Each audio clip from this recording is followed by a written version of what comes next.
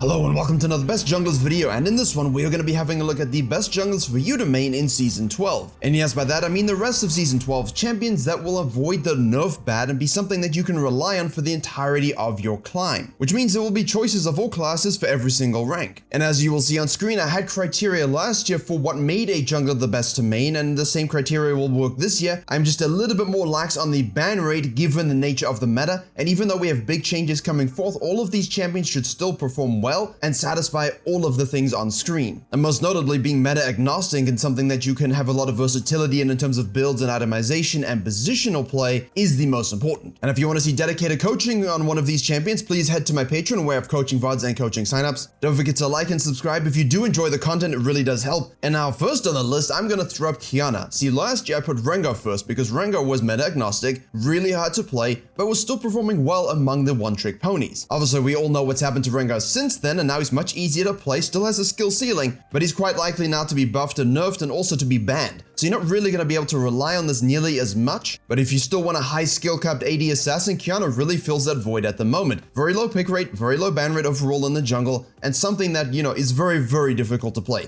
Do not play this unless you are really going to main it, spam it, and learn how to execute the champion properly. This isn't just about her combos, it's about the tempo of the jungle necessary in order to thrive when you have no forgiveness in your kit and from Riot actually supporting your champion in the role. Being able to understand every aspect of a kit without thinking from the enchantment perspective, as well as knowing exactly when and how to hit your ultimate, this takes time, but also navigating the general jungle matchups that you're going to need to face, how to clear, how to adapt. And if all of that seems rather generalistic, it's because trying to fit this into a 2-minute capsule is really difficult. So I made a jungle guide on Kiana for the gameplay channel to show you the difficulty but also the upside should you pick this champion as your one to main for the rest of the season. Now ever since Riot realized, oh wait, we forgot about Echo Jungle, we gutted him and never brought him back, and this was in Season 9. They buffed his damage to monsters, they buffed his base stun on his W to 2.25 seconds, and all of a sudden he's been in the jungle ever since. But as most of you will know from the Best Junglers episodes, he doesn't quite stick around in the top tier meta. He's always floating around, kind of in and out, sometimes forgotten for a few patches, but the champion really is meta agnostic. Do you need a farming meta? Yeah, you're a little slow, but you can handle yourself. Is it a bit more skirmishy and snowbally? Well, that's his music. Do I need to gank after 3 camps? Well, I can do that as well because 2.25 second stuns are not to be scoffed at. Additionally, Riot's not really going to touch Echo in a way that's going to take him out of the jungle or compromise his performance for you to carry.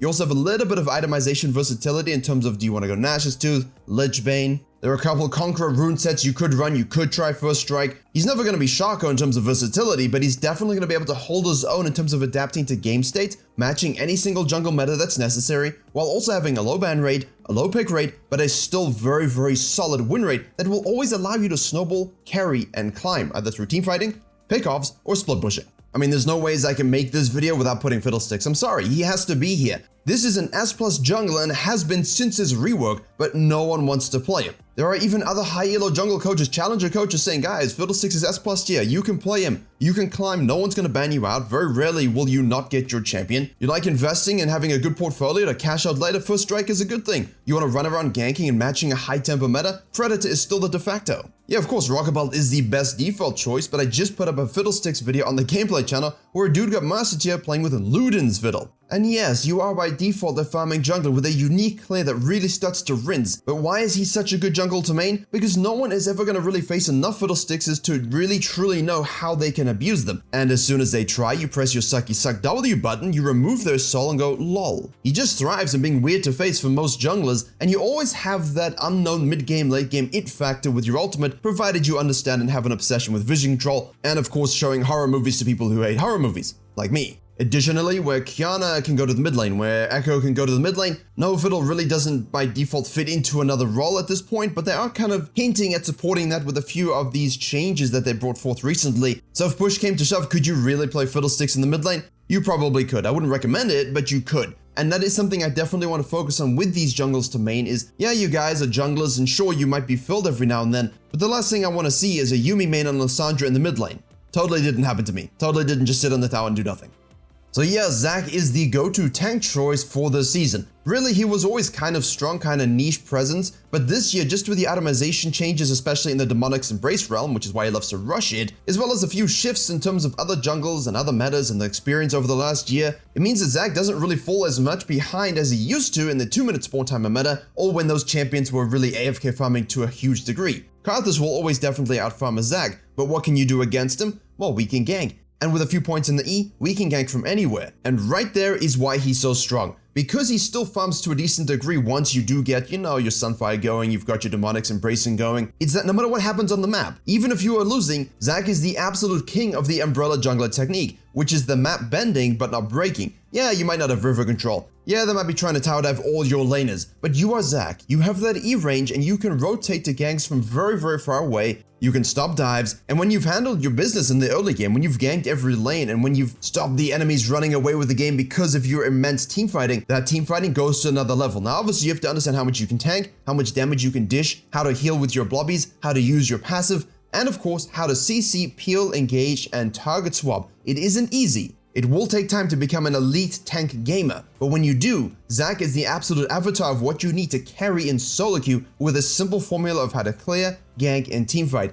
Obviously, I'm going to throw Volibear in this video because I think Volibear does deserve to be in this video. He should have been in it last year, but when I made the video, he was absolutely forgotten. And in the most recent OP hidden jungle builds, I kind of covered this tank Rengar sort of chem tank Titanic Hydra build. Yeah, that is the go-to that I suggest for Volibear, and you can see that on my gameplay channel as well. But if you see on your screen now the builds that I've put forth, that is my build. This is my invention. I had it about 6-7 months ago already. I have adapted it a little bit and slapped it into this video. And while I think this is absolutely how you carry as Volibear, it's not the only way, because what he has that not all of the junglers in this video have is the ability to build literally almost anything. Full tank, AP, fighter, hybrid, and any combination of those therein will be something that scales with Volibear's itemization and allow you to play in a different way. But we're still looking to 5 camp, 6 camp, we're still looking to get those ganks going, you're still looking to be a disruptor and a diver, but at the same time you can be an assassin if you play correctly, and this build is kind of something that allows you with a lot of haste to be able to be whatever you want to be. But regardless, jungle, top lane, his roles are the same, his ability to carry games when you snowball is the same, and if you want to know how to play Volibear with me, live coaching you over your shoulder,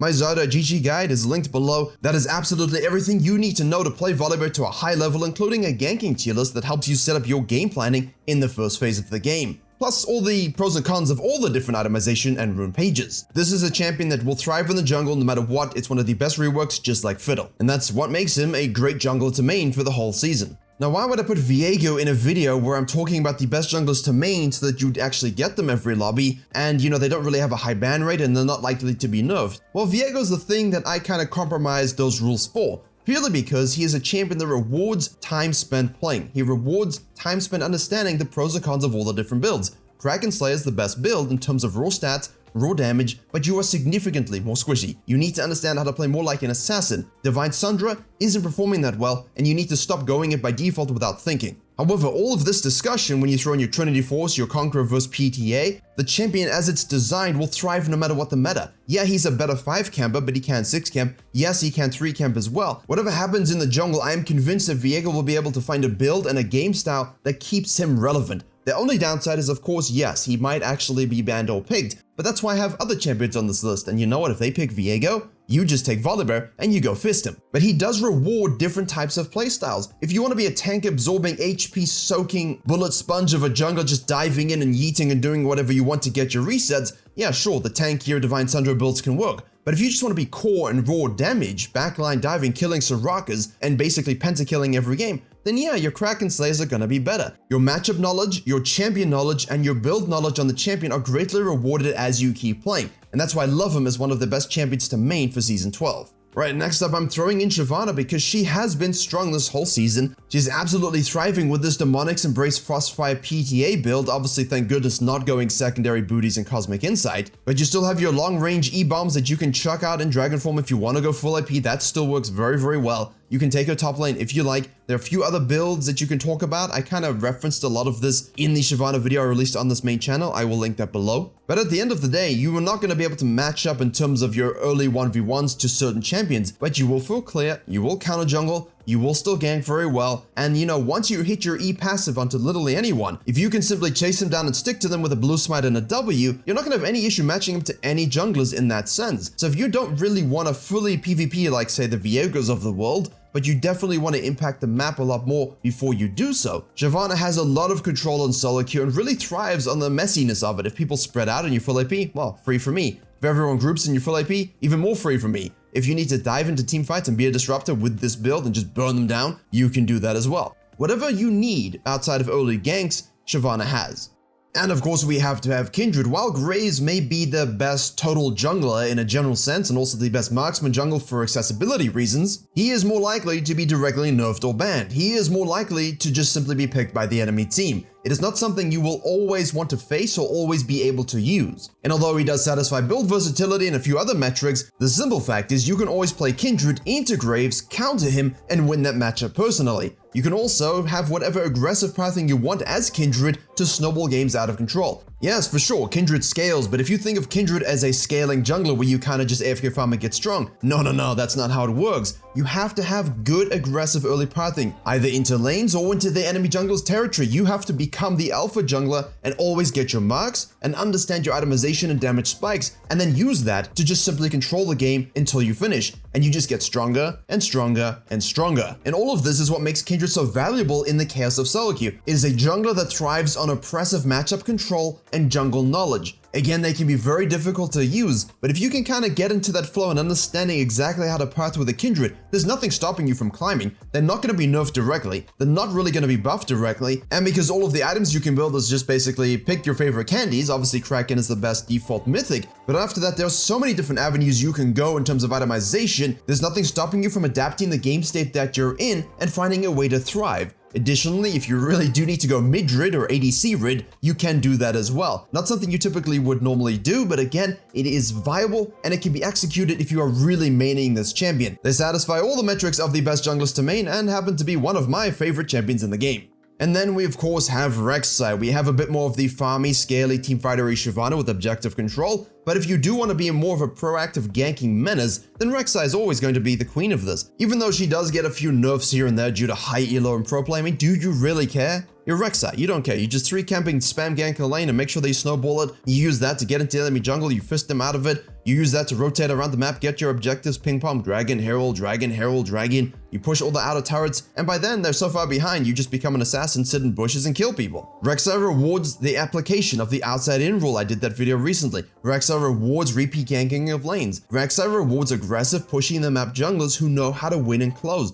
And she always will and she always has. Yeah, you have a little bit of a versatility in the itemization department, but the versatility more so that I like when you're maining her comes from the rune department. Hail of Blades, you can do that. Electrocute, you can do that. Different playstyles, more upfront damage and burst, but if you prefer torturing your enemies over time like a good Queen of the Sand should, then obviously Conqueror is the de facto. Whatever happens in the meta though, even if you need to full clear, she can do it. You need a unique clear starting on the Wolves, you can do that as well. She's one of the most adaptable early game junglers in the game. Actually, I'm gonna retract that. She is the most adaptable early game jungler in the game, and you can do whatever the hell you want once you hit level 3. And because of this, the low presence, the high skill cap, yeah, she's more tough to play in gold. You're not gonna win a lot of games up front. You need to understand how to close games, obviously. But she is definitely one of those smurf junglers where if you main this and spam it and you play the jungle role correctly, you'll have no issue winning and climbing to whatever rank. Most likely master even higher. And that concludes the videos list, but I do have 2 bonus champions for you. If you're a low elo player to a high elo player, it doesn't really matter. Wukong will serve you well. They've brought him back, they've adjusted his kit so that he's really great in the jungle, something that's going to allow you, from whatever rank you are, to actually control games and team fights. Yeah, you don't farm as much, but the map scaling really allows you to move around better,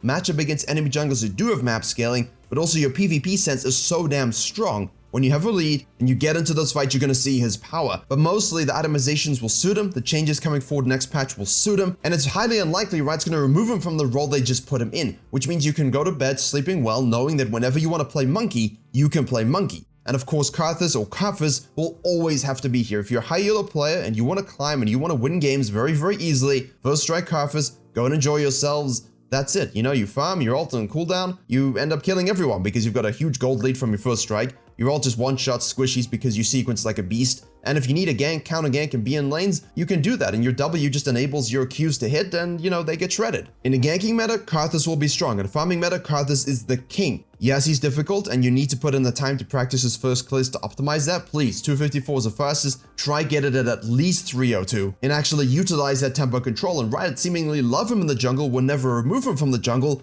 And honestly, when people are inting and tilting and doing whatever they want to lose the game, you're farming, you're 2-3 levels up, and you just press R to change the nature of the game. Throw in a couple solo dragons and heralds, and you're really gonna have no issue winning in this season. And that is your best junglers to main for Season 12. If you want to know how to use these champions and apply the correct principle in order to climb, click the video in the box on the top right. If you are dying too much and your KDA is warped and you really want to be on the field more to actually win games, click the video in the bottom left.